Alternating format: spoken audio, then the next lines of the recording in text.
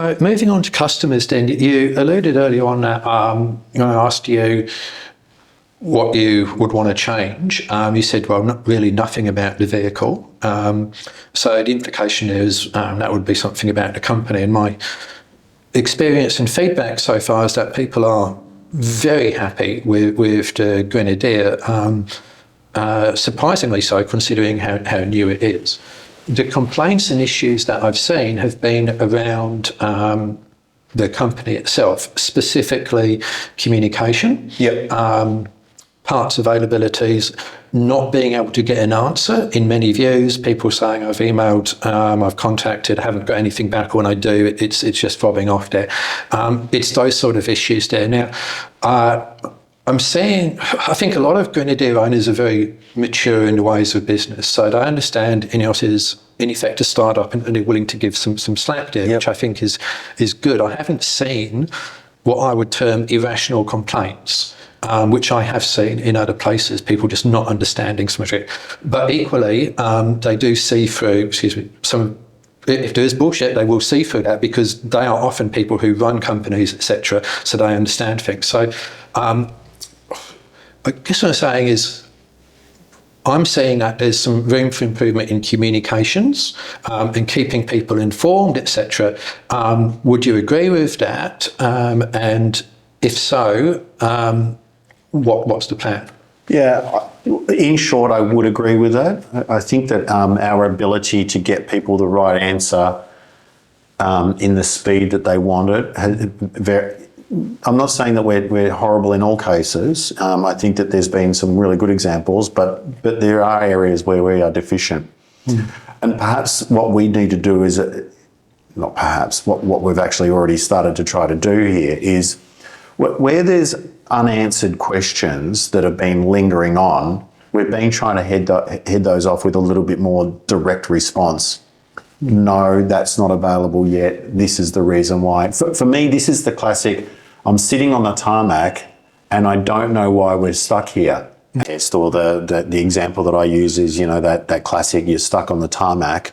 Yeah. You're sitting there for a while and nobody can give you a rational, answer. Yeah. And all they need to say is, the captain needs to come over the PA and say, this is what's going on, this is why you're delayed, and this is the amount of time you can expect. I think that kind of narrative from us, and the classic example would be the ones that really leap off the page to me and that I know I've spoken to the most customers about would be the timing around software updates, the availability of the repair and service manuals. And probably the third one that leaps off the page to me has been Apple CarPlay performance and the freezing of maps. Yeah, those were three examples that I would come up with as well. So I think what people would be interested in is sort of an acknowledgement, yes. I mean, and you're right, I should have acknowledged there have been many exceptional examples of customer service. You said yourself where you've flown people out, etc., and so forth. And one person said moved heaven and earth. So let's acknowledge those. And I think that's good. But there is definitely an undercurrent of dissatisfaction with communications in particular. And like I say, Grenadier owners, in my experience, are not ones to make irrational, whingy complaints for no reason. So if I see that, I take it seriously. So it is, it's fair feedback, and as I said, we acknowledge it. Yeah. We know that we've got some big areas for improvement. A big part of this, so one is, as I said, we've had really immature systems. So that has made the art of communicating in a timely way with the right amount of information, and being able to then deliver upon that information, that timeline, whatever it might be, quite really difficult for us. It is getting better, and also we're resourcing up. We're a startup and we're still building out our team. Here in Australia, looking after Australia, we've now grown to about 16 people to support the brand. That's quite lean as an organisation based on what I've experienced. So, in the area of customer interface, we've had a global contact centre that works 24/7. There are dedicated people that work the night shift in the UK, so they're based up in Birmingham, and those people are the primary source of contact for people wanting to liaise directly with the company. So if there's a curly question from that team there, in some cases it may go directly into engineering or finance or whichever division of the function of the company that it needs an answer from. But in many cases also it will be relayed back to us to try to get an answer, and we try to get a response back via that channel as quickly as we can.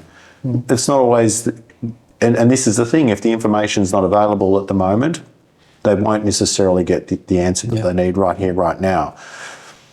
I think that's why we've been trying to get the understanding and the skill set of our network up as well. There's still a lot of work to be done in that regard, because they should be, let's say, our first line of dealing with issues. We are recruiting down here to build up our team in customer service as well. And then what we've been doing is trying to get out there and literally have these face-to-face sessions with customers, by literally travelling around, and we've got another one coming up soon in about a fortnight's time. So we do need to address them, and I'd like to think that, and if I use those three examples that I mentioned a moment ago, I would like to think customers have had pretty straight answers from us on those topics. And look, and then I know that reliably they will go and spread the word with other customers that can't make it. Oh, very much so, and that's that social media. I mean, the Grenadier Forum website, for example, there's about 15 different INEOS Facebook groups, etc., etc. Yeah. So specifically then, are workshop manuals available, and if not, will they be made available? They will be made available. They're not available yet. Well, what's been the delay? Delivering upon this is much more difficult than we ever envisaged it to be. The concept of being able to provide these workshop manuals is now fraught with a myriad of different challenges. You actually need quite a substantial investment in a back-end system to manage it. So we can only release, so somebody first has to determine and quarantine what pieces of information can be made available, because there's some information that cannot be released. Yeah. We also need to be able to provide a legal framework around what we're obliged to provide in certain various markets, versus what we need to also provide to the customers to fulfill the pledge that we made there. Then with a vehicle that we've had a lot of engineering changes, in this first 12-month period.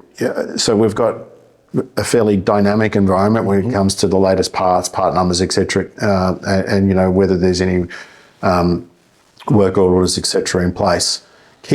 So giving our people access to a platform with a login, subscription, etc., making sure that information is up to date, the latest part with the latest fix, requires a fair bit of support and a system to underpin it.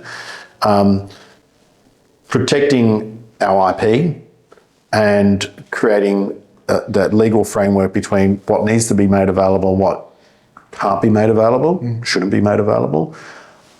Delivering upon all of that at the same time as juggling a myriad of other priorities has meant that this has been delayed. Now, what I have been telling customers is that the current timeline to have that released is later this year. In fact, we've been pushing for a Q2 outcome, but I think at best it'll be Q3. So I think this is a good example of communication, because whilst I said the Grenadier owners are fairly sophisticated doers of you, sometimes they simply just file, save as, there you go, guys. And what you said about the legal frameworks, the redaction of stuff, different markets, versions of the manual. You don't want to release something and then people find out it's not applicable to their current bit. All of that complexity may not be realised. Now, you've said that to me, you've probably said that to other people, but where is the one place they can go to get that answer? I'm not seeing one. So have you given any thought to like a INEOS wiki for people if you've got any question, you go there and that's where it will be, or even just, I don't know, a series of weekly Justin's update on the world or something like that. So, there's kind of one place to go for questions like this, as opposed to having to read 15 different interviews and hope you find the answer. Yeah. Look, I think that clearly what we've been doing so far, isn't working for everybody. Like, as I mentioned before, our network needs to be the subject matter experts and the custodians of a lot of this information, and they should be able to have that conversation with customers on any given day. But that's not to say that always happens. So that's why we've been trying to compensate through these other means. I think that the addition of our own local social channel, and by also increasing our resource locally to have, customer service escalations will help. But otherwise, I take that as feedback, as, we need to still do more in this regard, and maybe we need to consider some of these other initiatives to find a way to keep people up to speed with these things. Yeah, it helped. It helped me back in the days when I was at Discovery 3. I know when I was moderator on a forum, people would come with all these questions. So we just created what was the original term for an FAQ, which answered all of the usual questions people asked and just point people there, and it actually worked. The term FAQ's been corrupted since, but, just an idea. So, yeah. Okay. Fair enough. So what's the situation with parts availability? Because I'm hearing complaints about that.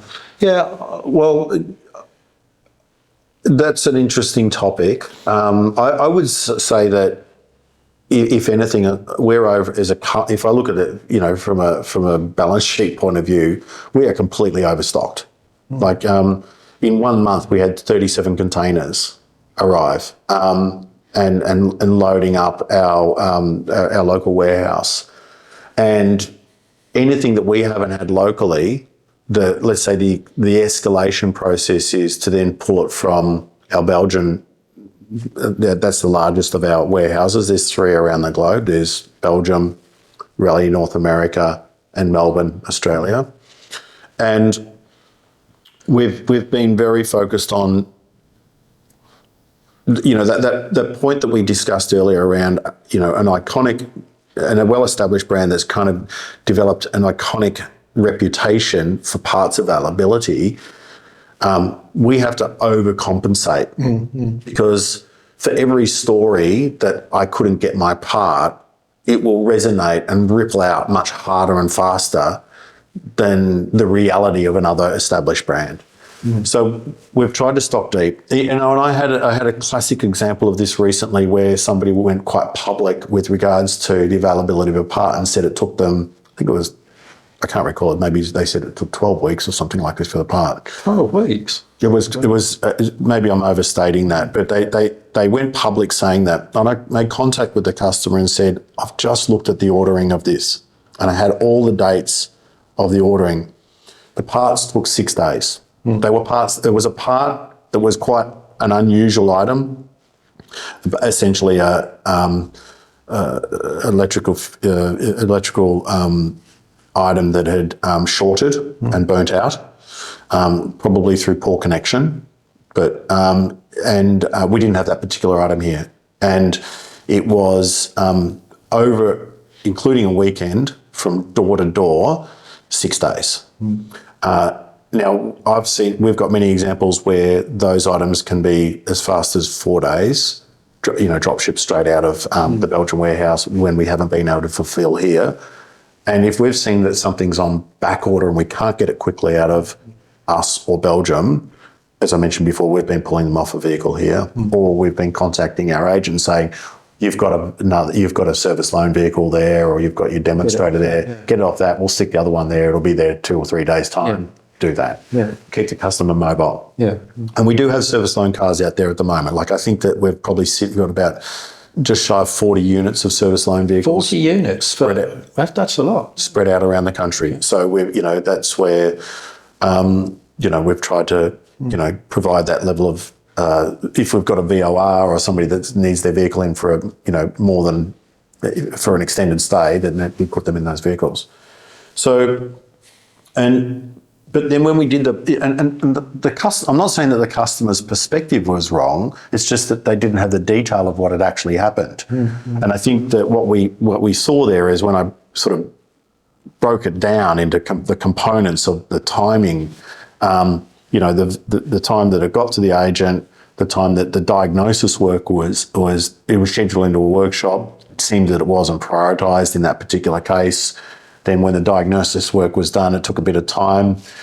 Then the ticketing to get the warranty work underway, then that parts ordering part, and then the actual rectification of the vehicle and the fitment of the part and everything before then the customer actually booked to come back and pick up their vehicle turned out to be a very long period.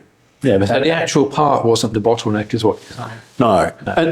And so I don't want to dismiss the possibility, and I'm sure there are some examples where we have taken, longer to supply a part, but I would say that relative to any other car company that I've certainly worked with, I cannot think of examples where our part supply has been dramatically different to other topics. That does tie in with some of the stories I've heard. Yeah. Okay. Now, what about accessories? Because numerous people have taken delivery of their vehicle. Yeah. And they're waiting for accessories. Now, in many ways, I think I would rather have a vehicle missing steps or a winch or something like that, and then later on get it. I think I'd rather have that choice. But again, it comes down to people saying, I don't know when I'll get it, and I'm not getting any information at all as to when I might get it. It's not so much the delay, it's the not knowing. I'm seeing quite a bit of that. Yeah, look, I think that there's probably frustrations for everybody on this front. And we talk about that sort of symbiotic relationship, between the three major parties involved here. There's frustrations for all. Customer, they just want their accessories so that their vehicle's complete. The agent, it's a throughput blockage where they've got a vehicle sitting around waiting for it to get handed over. And also it's a revenue blocker for them. Equally for us, the businesses of this is we build cars. Our working capital is tied up in our inventory. We've got to ship it for extended periods of time around the world, and then we recognise revenue when we sell them to a customer. And if we've got a customer that's waiting for an item, it's really a blocker in our chain, so it puts a lot of pressure on us.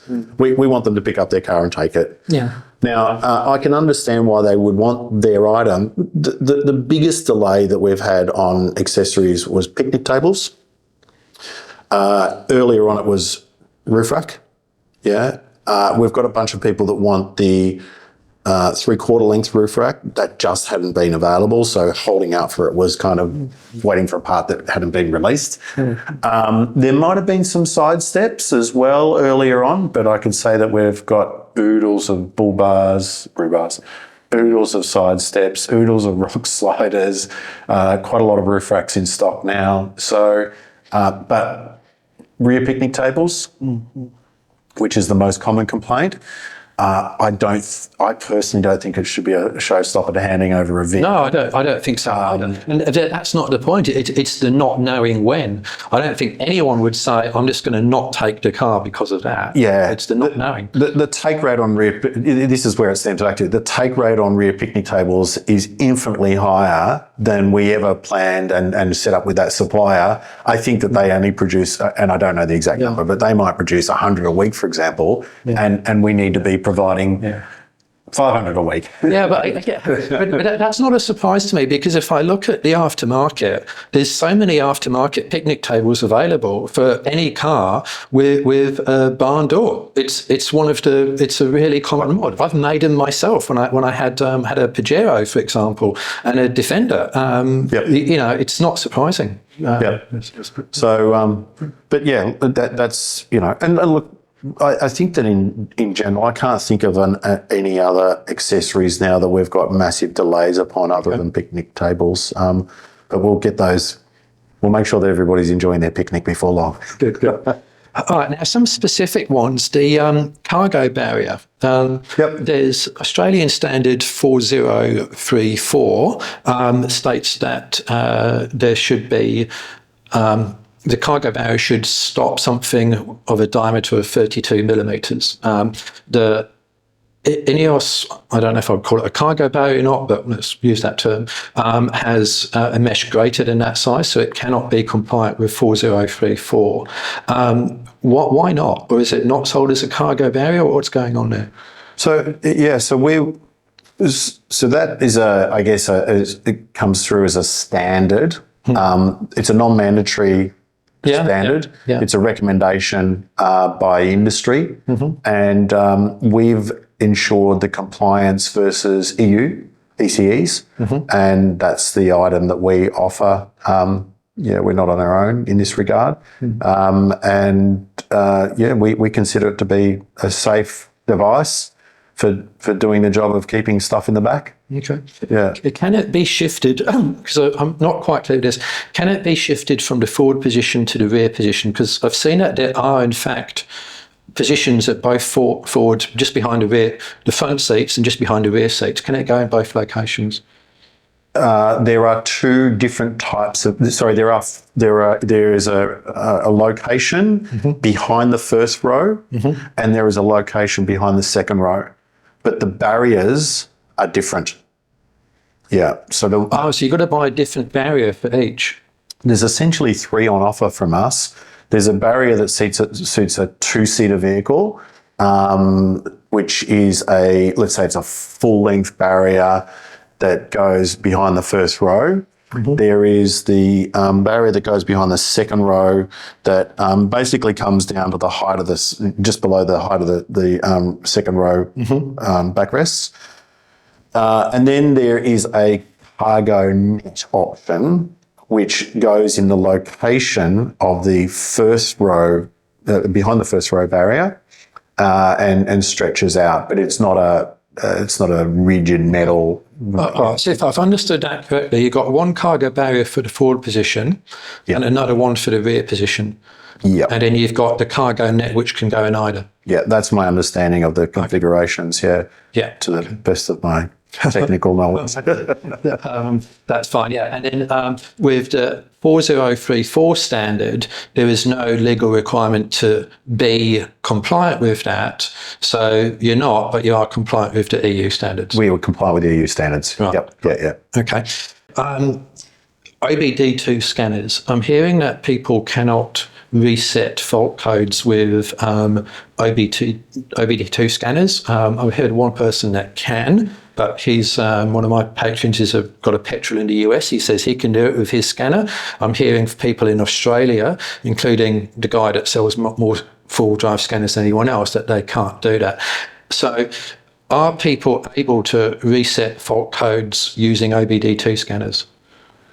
Good question, Robert. Sorry, I don't have an answer for that one. Personally, I'm not aware. I am aware of that feedback, and I'm not aware of any scanners at the moment other than our own that can reset fault codes. We're going to encourage everybody to go back to our agents Of course. But if you're out in the bush and then you do see a fault code come up, you want to know what it is, and then in some cases clearing it can be fine. Obviously, you don't want to just keep clearing it and damage the car. That would be foolish, and but in some cases it can mean the car moving or not moving, or just a transient or whatever else. At least you have the ability to do that. So I think that's an important question to clear up for people's peace of mind. I suspect that this is probably also a question of timing around the various the aftermarket defining the codes, the INEOS codes, and being able to, have the scanners recognise those codes. I suspect that that's probably... Yeah, it could be. They tend to be There's a load of generics, and then there's manufacturer specific. So I don't know, but it is a question people have got, because people like me have been recommending get a Bluetooth scanner or an OBD scanner, and then take it on your trip. Then you'll know, and then if it is a fault, which in some cases will stop the car moving, but you make a considered decision to do that, or it's a nothing fault, then you can clear it. Yeah. And then of course then that gets rid of the warning symbol. So if something else comes back on, then you know it's information. So yeah. Look, whatever the answer is, I'd just like to know INEOS's position on that. Yeah. Okay. Well, I can certainly get the tech guys to let us know. Yeah. Then driving lights. So I understand there's a roof-mounted driving light option. Yep. Now, Australian rules say that should be switched with the high beam on and off, because that's just logical. Whereas when it's supplied, that's not the case. It's separately switched. And then my understanding is that then that is said to be not a driving light, but a work light, and therefore that doesn't need to be separately switched, which I understand, but it seems to be a driving light, and I certainly wouldn't want to have a discussion with a highway patrolman to say it's a work light, not a driving light. So yeah. I think we've marketed it as working light, and that's sort of our view on it. But yeah, I do understand that if people are wanting to use it, highway use or on road use, there is they do need to make it compliant. By setting it up with their high beam, low beam function. Yeah, and look, I'm not an electrician, but to me that would just be a fairly simple matter of a relay, which is what's normally done with the wiring loom on these things. So I guess that people would want to know why that wouldn't be the case, because you typically wouldn't have a work light up there. It's not a normal position for one. A forward-facing one like that. Yeah.